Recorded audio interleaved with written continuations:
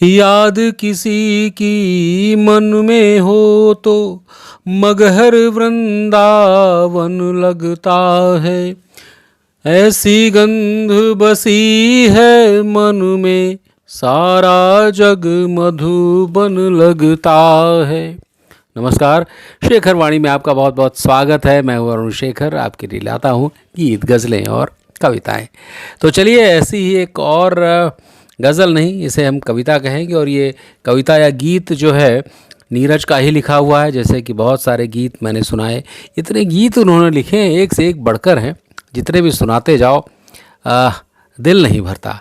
तो इस कविता का शीर्षक है दो गुलाब के फूल छू गए जब से होंठ अपावन मेरे। तो चलिए गीत आरंभ करते हैं। दो गुलाब के फूल छू गए जब से होठ अपावन मेरे, ऐसी गंध बसी है मन में, सारा जग मधुबन लगता है। रोम रोम में खिले चमेली, रोम रोम में खिले चमेली, सांस सांस में महके बेला, पोर पोर से झरे मालती, अंग अंग जुड़े जूही का मेला। पग पग लहरे मान सरोवर, डगर डगर छाया कदम्ब की, तुम जब से मिल गए उमर का, खंडहर राज भवन लगता है। ऐसी गंध बसी है मन में, सारा जग मधुबन लगता है। छिन छिन ऐसा लगे कि कोई बिना रंग के खेले होली, ये मदमाए प्राण की जैसे नई बहू की चंदन डोली।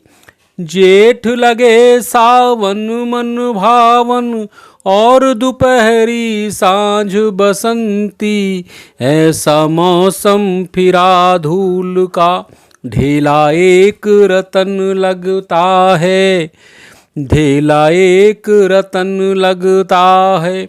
ऐसी गंध बसी है मन में, सारा जग मधुबन लगता है। जाने क्या हो गया कि हरदम बिना दिए के रहे उजाला। क्या बात है, प्रेम की स्थिति ऐसी ही हो जाती है कि जाने क्या हो गया कि हरदम बिना दिए के रहे उजाला। चमके टाट बिछावन जैसे, तारों वाला नील दुशाला, हंसता मलक हुए सुख सारे, दुख के ऐसे ढहे कगारे। व्यंग वचन लगता था जो कल, वो अब अभिनंदन लगता है, वो अब अभिनंदन लगता है। ऐसी गंध बसी है मन में, सारा जग मधुबन लगता है। आगे लिखते हैं कि तुम्हें चूमने का गुनाह कर, ऐसा पुण्य कर गई माटी, जन्म जन्म के लिए हरी हो गई प्राण की बंजर घाटी।